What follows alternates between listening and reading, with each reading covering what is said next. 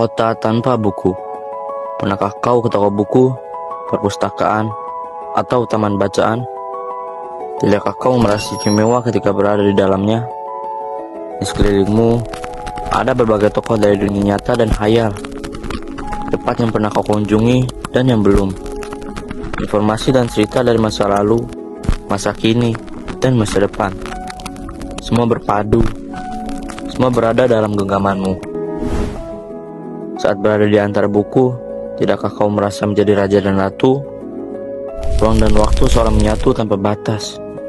Kau bisa terbang, melintas sekat negara dan melewati berbagai zaman.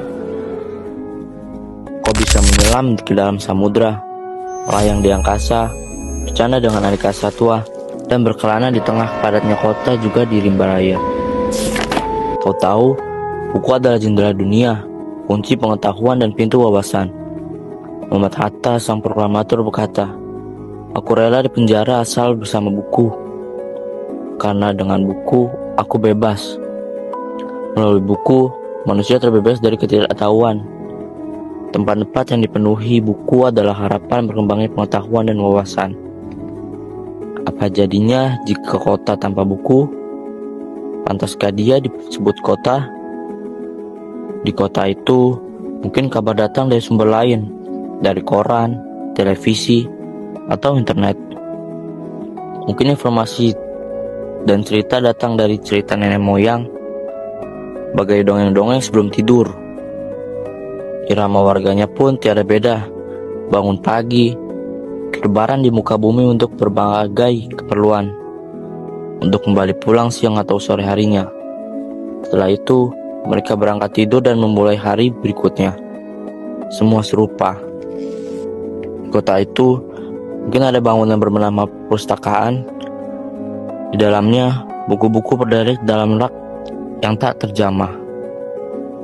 Tiada tangan meraih dan membuka halaman demi halaman dengan sukacita. Mungkin juga ada tumpukan buku di sudut-sudut sekolah yang sepi dan berdebu.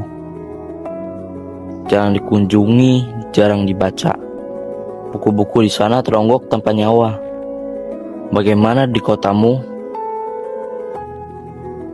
Mungkin kau tinggal di tengah kota yang megah, atau di gang sempit, di desa terpencil, di sisi pesisir, atau di kaki gunung.